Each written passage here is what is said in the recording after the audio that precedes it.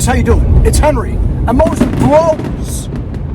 Today I'm headed out to my friend Alan's house. He's my shooting buddy.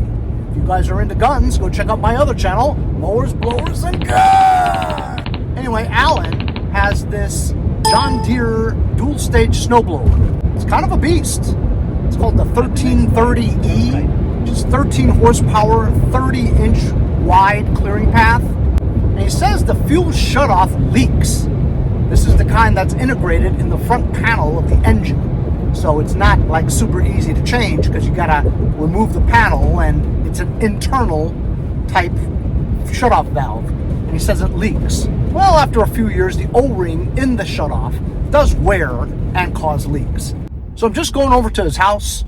Nobody's home. The wife left the machine outside in his driveway, and we're just gonna go and see if we can fix it. I'm pretty sure that we will. Anyway, I don't usually do mobile house calls, but he's my friend. So maybe I'll just hit him up for a bunch of boxes of ammunition. So here it is. Here is the beast. And it is a beast. It's got these biggie tires. I really like it. I believe this is electric. The up and down chute deflector. Nice. 1330 SE. Really nice. Briggs & Stratton engine. Got electric start. You can see it has a stator for electricity to go to this motor that turns this. Good oil. Needs a smidgen, like a millimeter. And he says that it's full of gas, and it is. He says once you just touch the fuel shutoff, it starts to leak. So, and I'm such a dick. You know why? I put everything in my truck except for my impacts. So I'm gonna have to use ratchet and wrenches for a change. It's got two headlights over here. It's nice. Unfortunately, even though this thing is probably worth over $800 to $1,200, I would say. Normally, you'd probably be able to pick this up for maybe $300-400 locally here, because it doesn't snow in Long Island. People getting rid of their shit for super cheap. Nice machine though. So let's see. He says once you touch it or mess with the fuel shutoff, it leaks. So right now it is gas. So technically you can just turn it on right now and it'll work.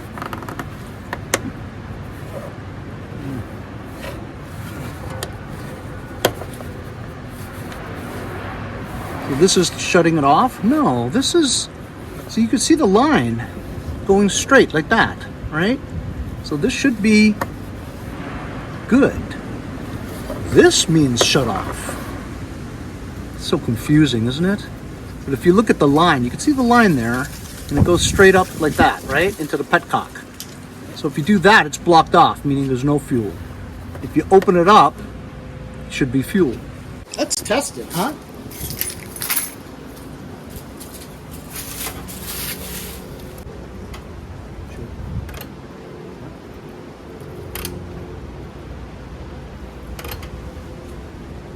Turn it this way for children. It's so confusing.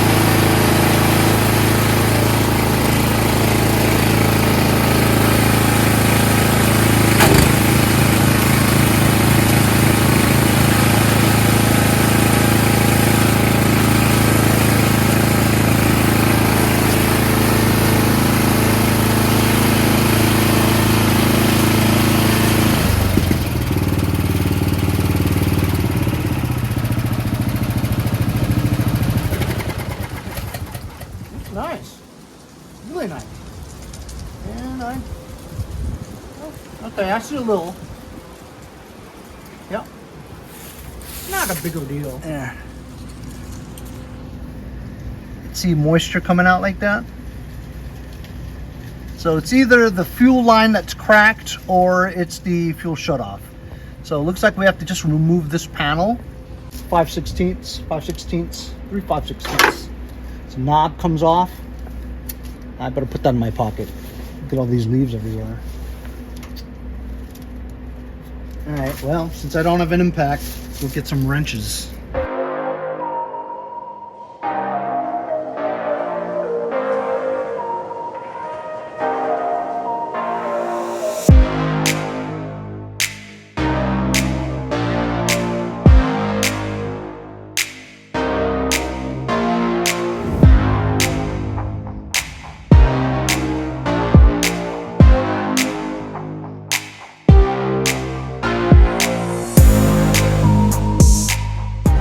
So I replaced it. This is the kind, 90-degree angle kind. And while you can test it by blowing into it, it won't come out. When you open it, it does come out. However, there's some leakage in the junction over here where the rubber O-ring meets this switch, see? So while it leaks through here, it's not a significant leak, but nevertheless does leak. I had one exactly like it. Put it in, same exact problem. Now I have it downwards, and it's in the open position, and it leaks just like that one. So I brought the normal kind, but it's not the 90-degree angle one, see? And I also have this heavy-duty metal one, which definitely does not leak. However, this is not going to fit in his setup the way it looks right now. It's going to look different. Yeah, man, so there's nothing I can do about it. If he wants to set up the way this is, it has to be that kind of fuel shutoff, right? The 90-degree one. As you can see, it's slowly leaking. So the O-ring inside is supposed to swell up when it hits fuel because, well, fuel will swell the rubber, right? And make a tight seal. So this rubber is not swelling. And, you know, this is a new one also. And I've had lots of these fuel shutoffs that just leak, the plastic ones. I'm gonna have to have him search for a metal 90-degree type that would fit into the setup, but that's leaking pretty significantly. So it's too bad I couldn't fix Alan's problem, because the one I replaced is exactly the same as the one that I replaced. It's the same problem. Those red plastic shutoffs are just no good. I have the good metal kind, but it's not 90 degrees. And it wouldn't fit that setup exactly the way he would want it. You know what I mean? This thing would probably not fit through the hole and be able to do that, you know? So I'm gonna have to find a better condition, better quality fuel shutoff that doesn't leak. There's also another alternative.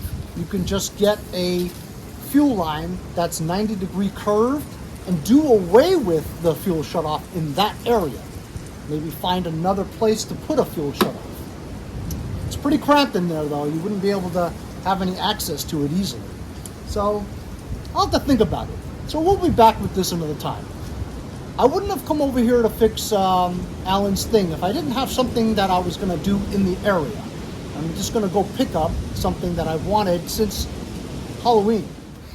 So this is what I met some lady in a parking lot to buy. No, I didn't want to buy it because necessarily the mechanic's overalls or jumpsuit, right? Of course, I could wear it and work on shit and not get my regular clothes dirty. But I bought it for this. Fake strands of bullets. Because as you guys know from my project, the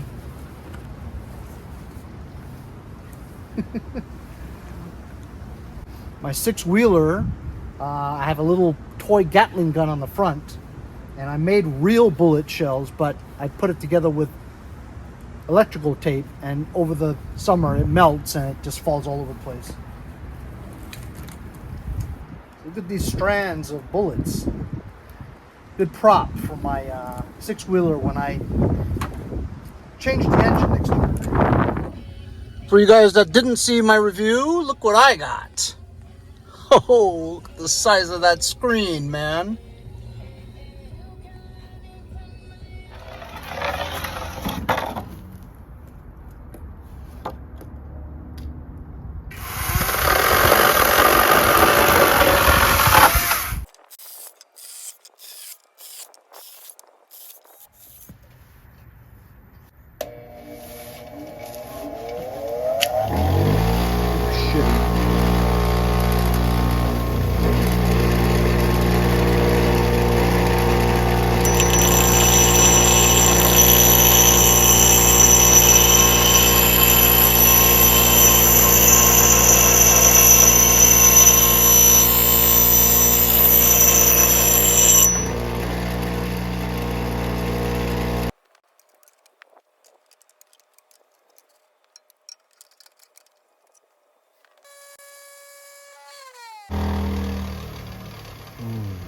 Shit.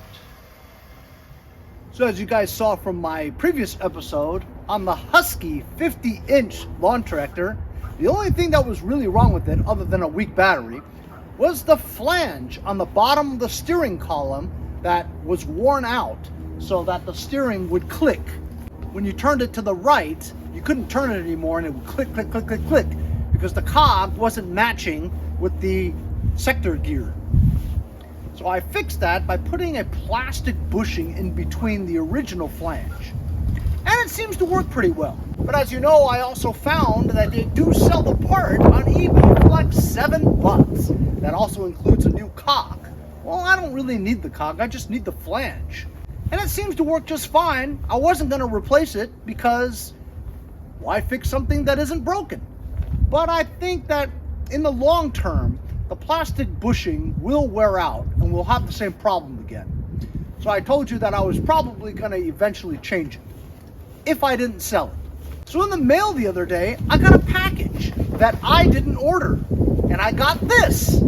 That's right, somebody, a subscriber, sent me 5 brand new flanges. This will fix the steering problem permanently. Or until it wears out again. I have no idea who sent it to me. But if you're watching, and I know you are, darling, thank you very much. Identify yourself. I want to know who bought these for me.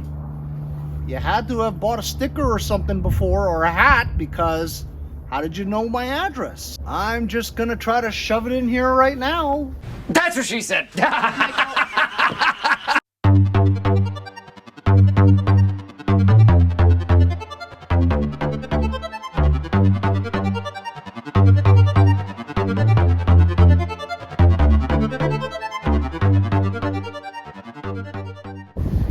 So after removing the bottom nut, the gas tank to have access to it, here's the steering column. And the piece that I made, check it out. It is destroyed. So this wouldn't have lasted much longer at all. This is trash. So now we're gonna put this new one on here. Replace this old one that's trashed already. And I only mowed the lawn with this one time, and it's already trashed. So this would not have lasted long at all. So thank you to whomever sent it to me. I really appreciate it. It's really cool of you to contribute to the channel. So we're going to replace this with this brand new one here. And it's just as easy as doing this. Actually, I'm going to try to set this inside the pattern that it's supposed to be in. All right, I think that's in there.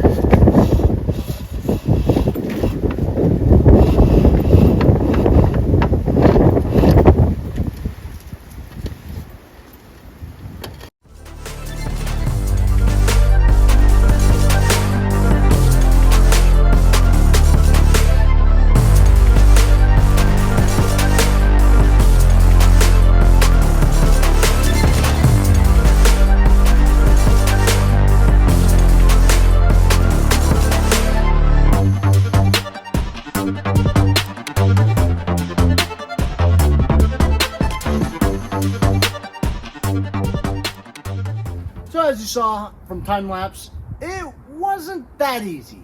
Technically it's easy, it's just the access getting in there. There's not a lot of space to get an 18mm socket ratchet on there. It was pretty difficult, and while you're turning it, the steering wheel was turning too. So you're lying on the ground trying to have octopus arms to reach the steering wheel to hold it in place while you're doing this, and it's slipping off the nut. You know what I mean. It just wasn't easy, but the act itself is theoretically easy.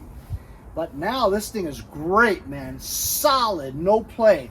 Also, the steering wheel was loose on the shaft too, so I tightened that. So look, no up and down, and side to side is like not even a millimeter of play. So this is probably going to last many, many years, and so this thing is now perfect.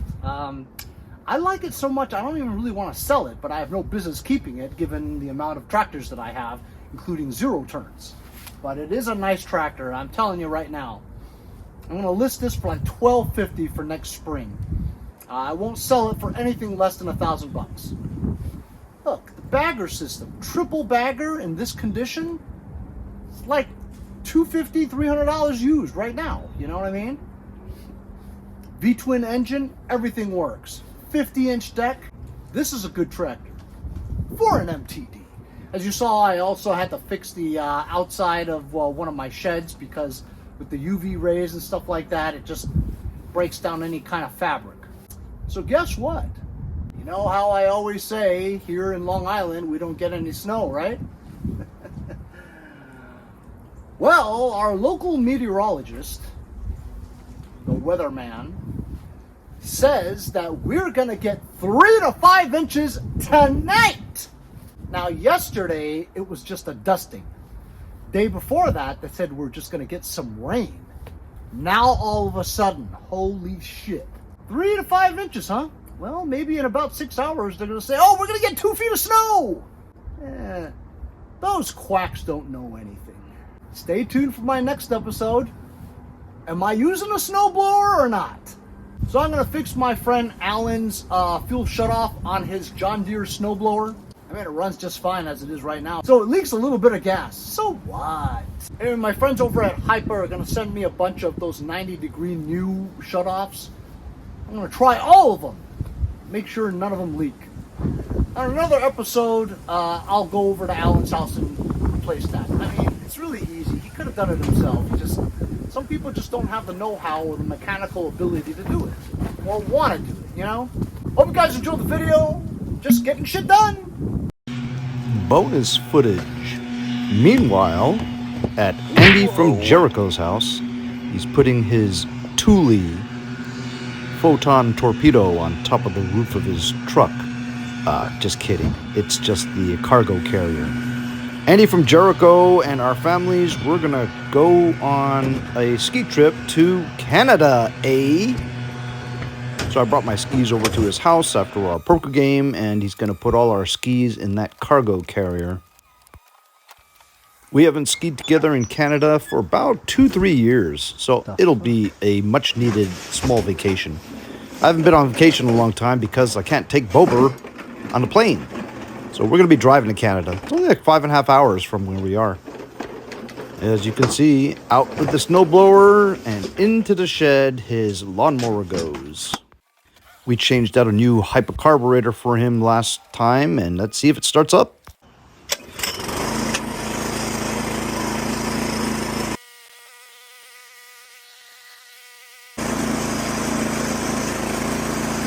Beautiful.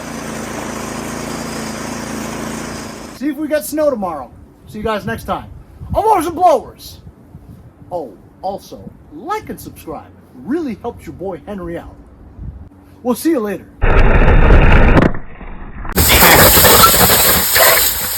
See you guys next time on Mowers N Blowers.